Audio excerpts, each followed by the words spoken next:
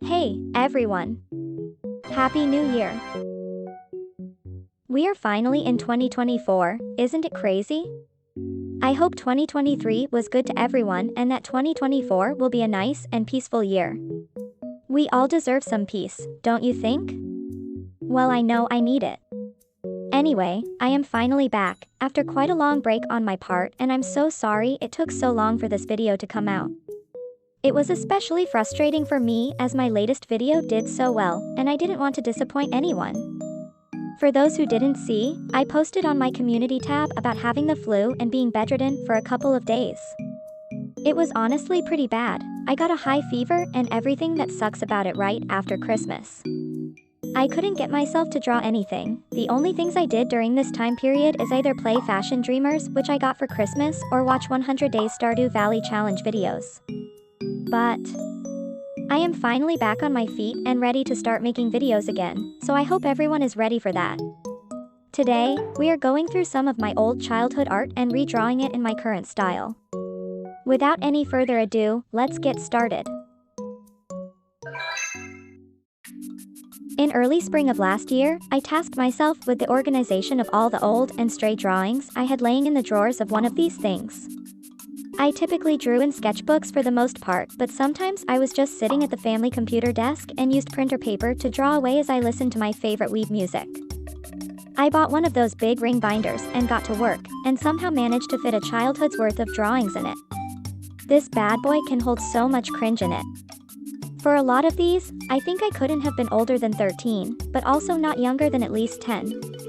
This was during the peak of my Naruto, Fruits Basket and Kiririn Revolution phases, and you can definitely see the influence, I think. Honestly, this period of my art is one that I truly genuinely love and hold dear to me. I especially love how I drew eyes. They looked so cute and emotional. It almost annoys me considering my art then took a weird turn after that, one that I feel slowed me down for a while, but whatever. Let's not focus on that. Our first redraw for today will be this one. A pretty simple one, but I find the expression and the mood of the drawing to be very sweet, almost melancholic. And since it's a bit more simple in terms of composition, I had the idea of redrawing it as a manga panel. So first up, making the sketch was the easiest part as I did it on Infinite Painter, and I'm the most used with this app. Things were going so well, almost too well. But not for long, because the world did not want me to make this video for some reasons. So let's enjoy this brief but very pleasant moment of cooperation from the apps I use to draw.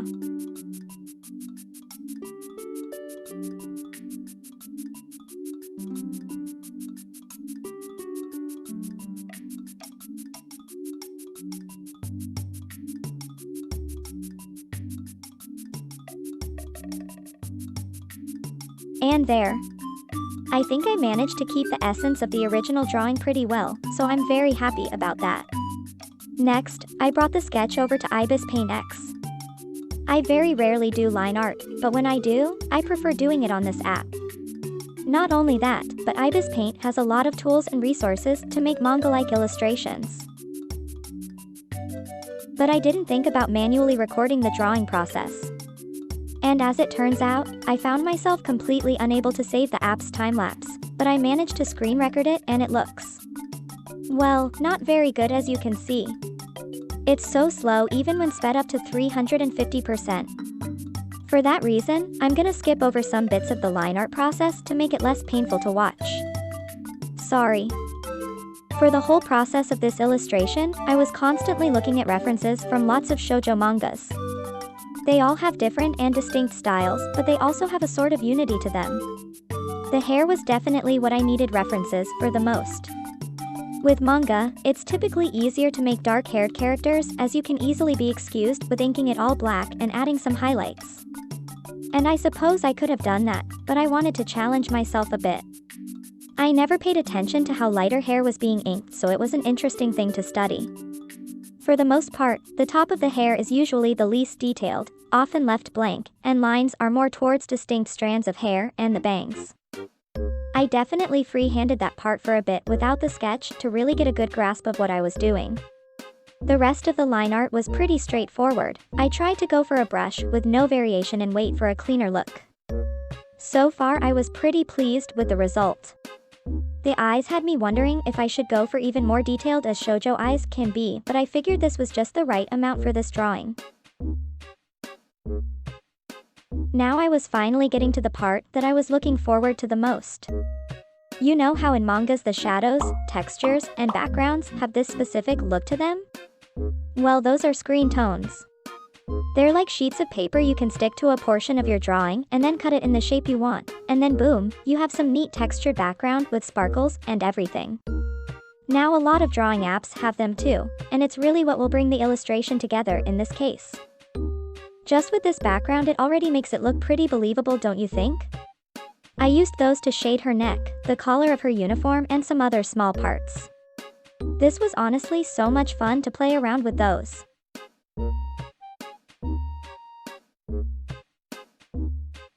I also decided to try another background, an even sparklier one, but I went back to the first. It's softer and more fitting in my opinion. The atmosphere kind of feels like she's confessing her love to someone, doesn't it? It's what I went for anyway. I liked how it looked, but I felt like something was missing. So I decided to add a shadow over her, with a soft glow of light around her figure. That way it added that little bit of detail I wanted and gave the drawing more dimensions.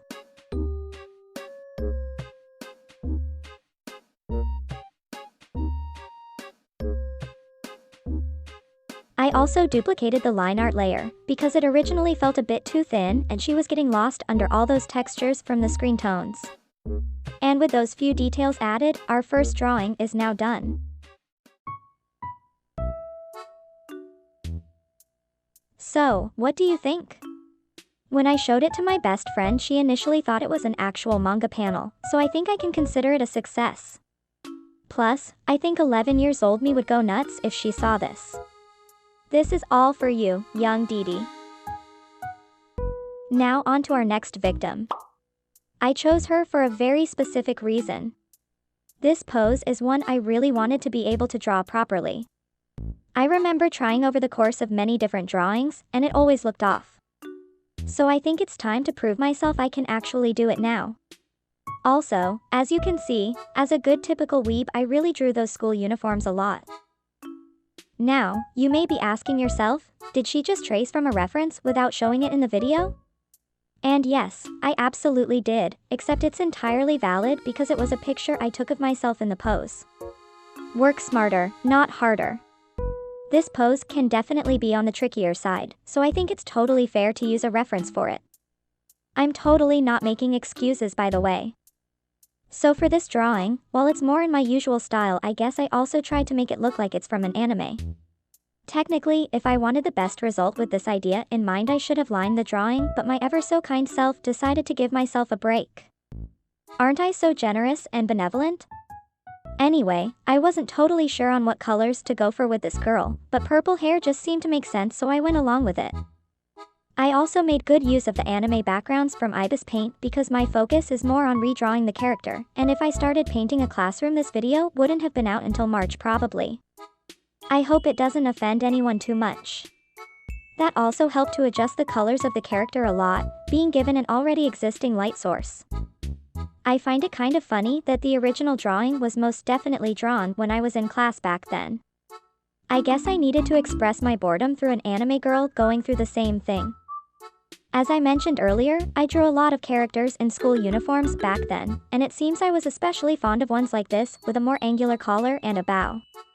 I'm not entirely sure where I got inspired from to draw these specific ones. In fact, I'm not even entirely sure they're common at all. Did I make it up on the spot? Thinking about it, I may have been inspired by Kisa's uniform from Fruits Basket. It'd make sense, considering I used to carry my volumes of this series everywhere with me, and this one in particular where she's on the cover was my favorite because it's pink. And yes, if you're wondering, my manga volumes are all in pretty rough shape from all that carrying around. It's part of their charm now, I guess. I tried to keep my redraws as faithful to the originals as possible, but I couldn't resist giving her a cute bracelet to match with her hair tie, which also matches with her eyes. We love a coordinated queen.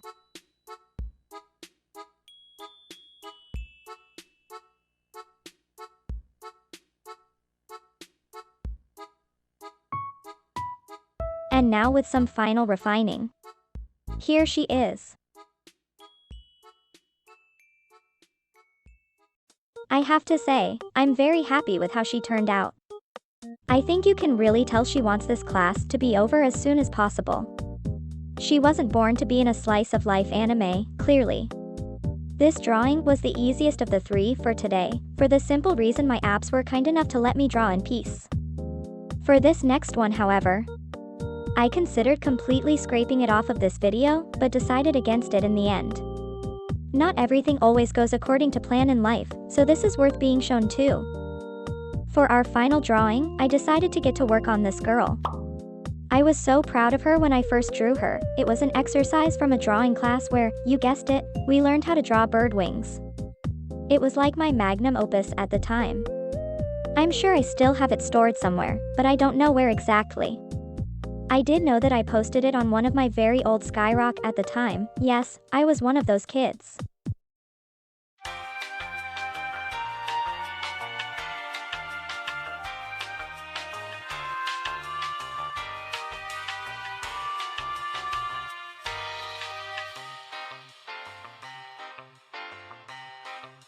However, the whole Skyrock platform was deleted back in September.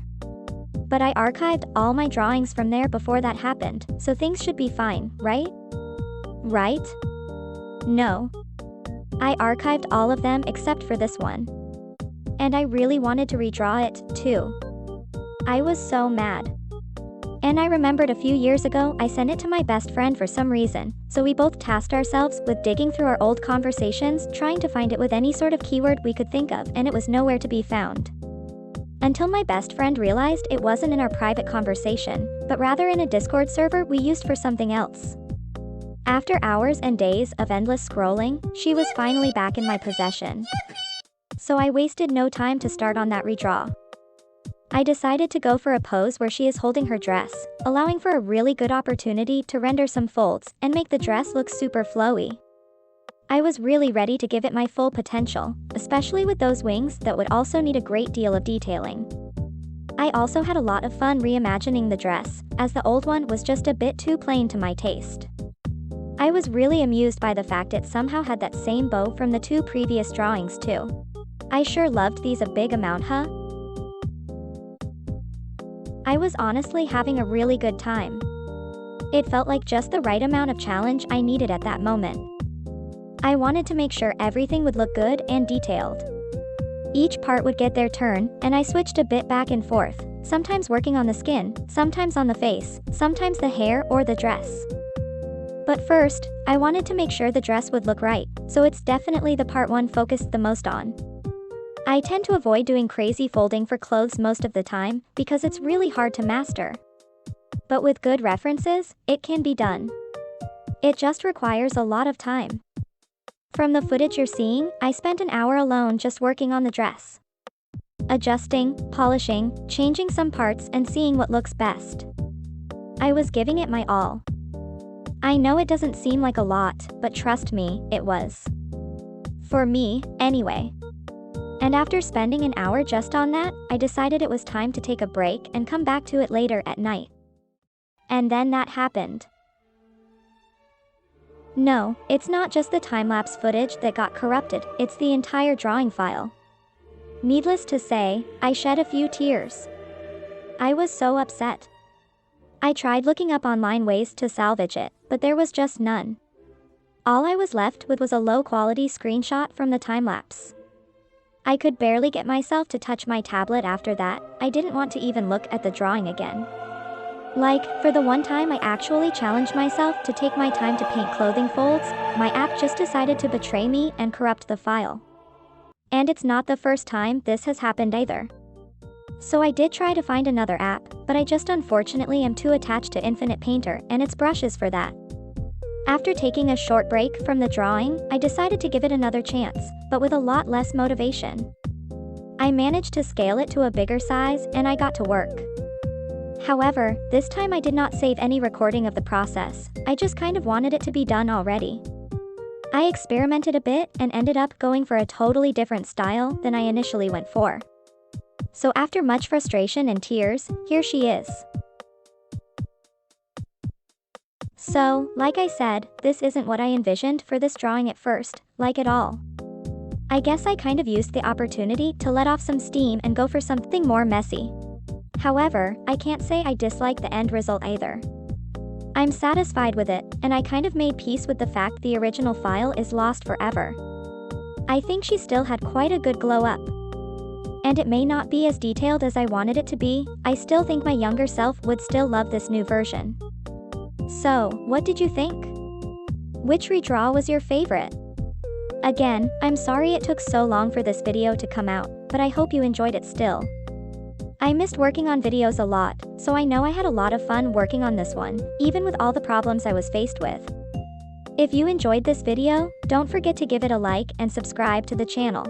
Thank you so much for watching, and see you soon for hopefully less art struggles.